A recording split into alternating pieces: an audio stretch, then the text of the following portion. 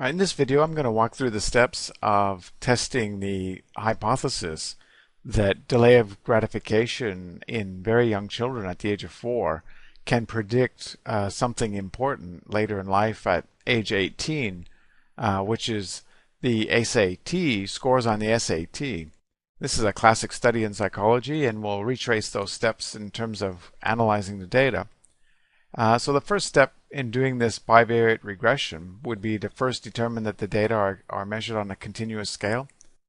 And delay of gratification was measured in seconds, that the children could postpone their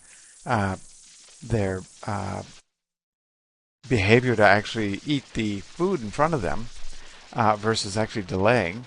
And that is clearly a ratio scale. And then we've got the SAT, which is probably more like an interval scale. So obviously continuous.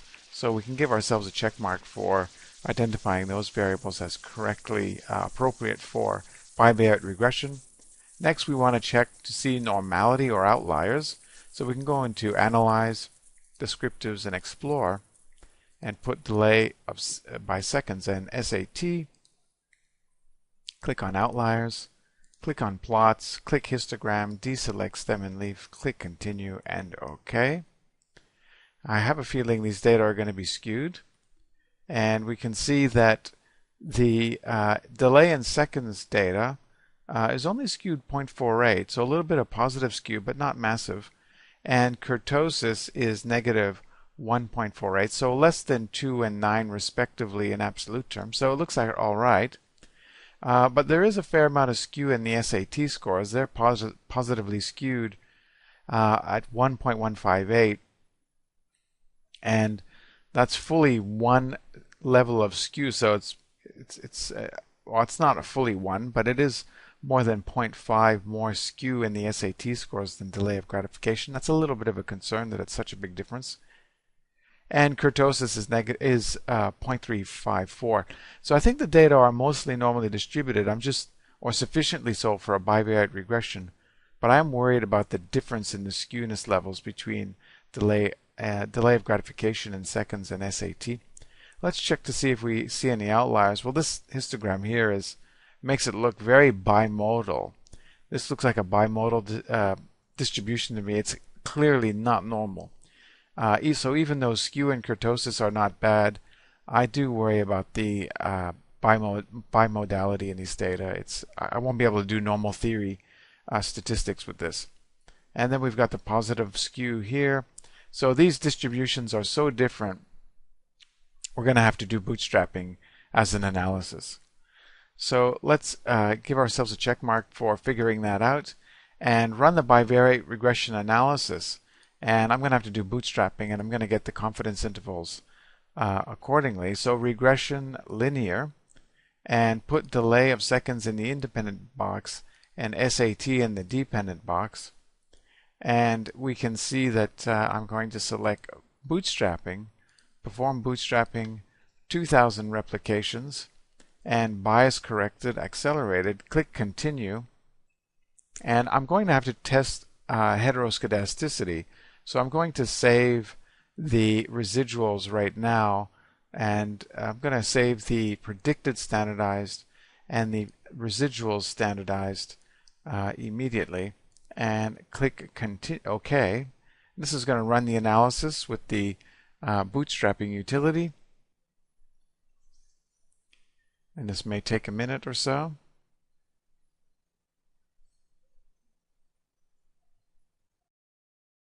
Oh, so it actually won't create the variables that I asked for. So that's something to point out, that I have to do that separately. So let's conduct the analysis first and then save those variables. Something good to point out. I can't save either of them and do the bootstrap analysis. So let's redo that. All right, so here's the regression analysis, which has produced a model R 0.57. So I already know that's going to be the standardized beta weight, and sure enough, here's the standardized beta weight at 0.57. And the analysis is accounting for 32.5% of the variance. But when we adjust, in terms of adjusted R squared, this is a better estimate in the population. People often don't report it in the bivariate regression case. They'll only report this one here. So that's up to you to decide how you're going to do that. And obviously the standard error of estimate here is 73.82. Now, important for us at this stage is that the bootstrapped p-value is statistically significant. So this unstandardized beta weight, which is equal to 0.136, is statistically significant based on the conventional bootstrapping approach, and even the bias corrected accelerated is also corroborating that. So higher levels of delay of gratification are associated with higher SAT scores. So these are children measured at 4, and then 14 years later when they were 18 and they did their SATs, there's a correlation between those scores, and that's quite an amazing result to see that. And that's why that study was so well known and famous when it got published. So the standardized beta weight is 0.570, but I don't have the confidence intervals for those. But the scores basically mean that for each second, this unstandardized beta weight means that for each second increase in delay of gratification at age 4, there was a 0.136 increase in SAT scores. Now, is that a big deal?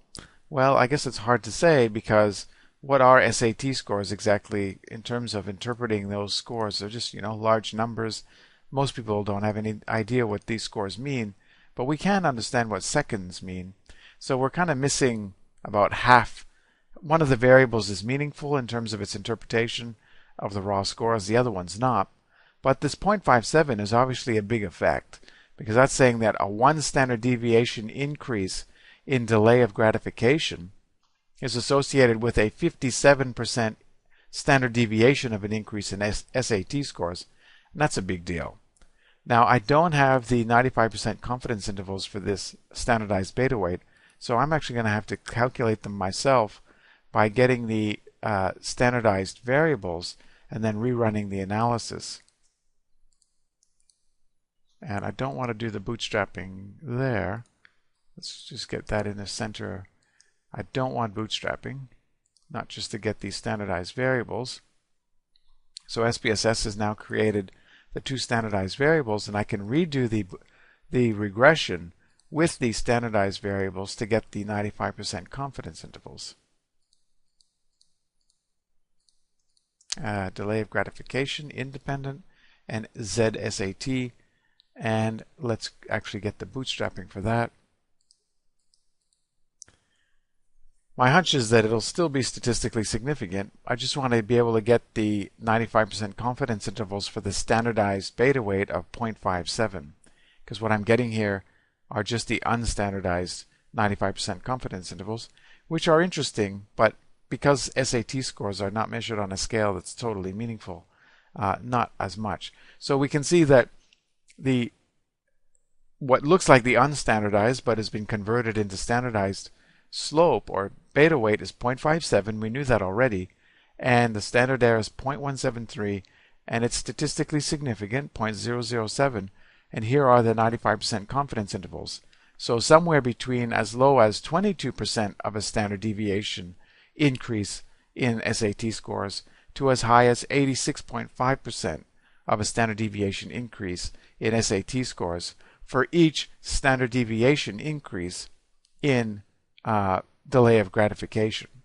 And we didn't even look at the descriptors for the delay of gratification, but we can actually, a standard deviation in delay of gratification was equal to 372 seconds, so a pretty big deal. So we've got these standardized effects. We know it's significant, or we feel confident it's significant. We got the confidence intervals, and obviously the intercept for the standardized variables is 0. I didn't actually look at the intercept for the unstandardized. Well, here the unstandardized intercept is 523, and that means that for somebody who could not delay their gratification at all, a 0-second delay, we would predict that they had a SAT score of 523. Now the question in the practice question is written in such a way that you should try to predict somebody's SAT score if they had 45 seconds as their delay of gratification. So we would multiply the 45 seconds by the unstandardized beta weight. So 45 times 0.136 is 6.12, and then we would add the intercept to that, and we would predict that somebody with delay of gratification of 45 seconds, we would predict their SAT scores at age 18 to be 529. Now, earlier I was checking to see if we could satisfy the assumption of homoscedasticity, which is the last thing we have to do in this analysis, going through the steps. I've just actually covered a bunch of steps there. I've run the bivariate regression. I checked the beta weights and the significance and the 95% confidence intervals. I haven't looked at linearity for the scatter plot, so let's do that with the raw data. Scatter plot, I want to look for linearity. And I'm going to delay of gratification x-axis, SAT in the y-axis. And let's just see if the scatter plot is really pretty wonky. I don't think it's detecting it's not detecting curve linearity. It's really just showing us that there's the bimodal distribution and that there is in fact a ceiling effect with delay of gratification. So the highest score a person could get in the delay of gratification test was 900. And so there's a ceiling effect. Some kids could have waited out even longer than that, but the experimenter came back into the room and ended the delay of gratification exercise. And of course we have children here at this end who do not delay their gratification whatsoever or very little. So again, this underscores the benefit of doing bootstrapping here because these data are so not normally distributed. There's that bimodality associated with it. So I need to now examine the possibility that the violation of homoscedasticity has occurred with these data. So let me get the saved scores for that. So I need to delay of gratification as my predictor, SAT as the dependent, and I'm not going to bootstrap because I want to save the variables.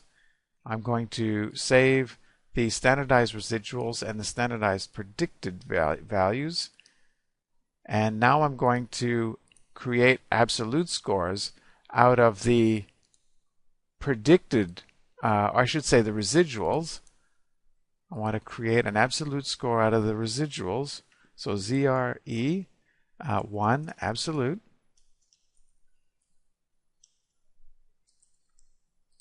and ABS, and put the residuals in there, standardized residuals. And you may recall that I'm hoping, if I want to satisfy the homoscedasticity assumption, I'm hoping that there won't be a correlation between these standardized predicted and the standardized residuals in absolute score form. Could look at Pearson and Pearson. And the correlation is in fact statistically significant when I look at it from the Pearson's perspective, but it's not significant when I look at it at Spearman. So I need to back this up with another analysis with the co-anchor test. So if the co-anchor test is significant, I'll have to tip onto the side of having to do heteroscedastic corrected standard errors. So let's see where we land with this analysis. We want to put the delay of seconds as the explanatory variable, and the dependent variable is SAT, and we'll click OK, and we'll see if we get a significant effect, and in fact we do. And so this means that I need to now back up my analysis with the the Hayes and Kai corrected standard errors. And like I said before, all too often real data are messy and we have to do some extra analyses. So let's pull up the syntax required for doing the co-anchor test. Now I'm going to assume that you already know how to do the macro for the co-anchor test, which you have to run. So I've shown how to do that in the foundation section of the chapter. And what I've got here is the syntax which can call up the macro to do the heteroscedastic corrected standard errors. Now in this case, the DV is not income per day. I've got to change that to SAT, and the IV is delay of gratification. And I can't remember how I wrote that exactly, so let's just take a peek at the data. Delay seconds.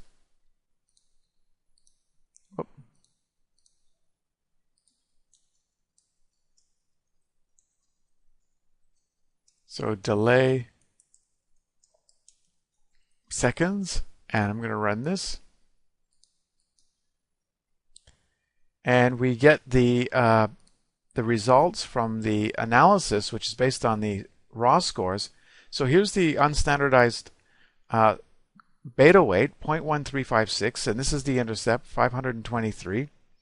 And this is the corrected standard error for the upward sloping delay of gratification predictor of SAT, and the t-value is 3.169, and it's still statistically significant, 0.0033. So I can trust, I have more confidence in the results because I've corrected the standard errors with the Heisen-K correction. So I would actually go along and interpret these data, although I do have to say that when the data are non-normally distributed, we can't necessarily trust the Heisen-K analysis, and that we probably are left with having to do something like a wild bootstrap, which is something I explained in the multiple regression chapter, because it's a little bit longer and tedious to actually conduct that analysis. It's certainly worth knowing, but I teach it in a more advanced chapter, the multiple regression. So I would probably go that far with these data to become very confident about the results. But thus far, I think with the bootstrapping and the correction, I feel fairly confident because the p-value is not very close to 0.05. It's 0.003. So the wild bootstrap will probably still be under 0.05, but I don't know for sure. So that's how I'd run the analysis in this case with, yes, messy data, but all too often that is how data come out in the real world.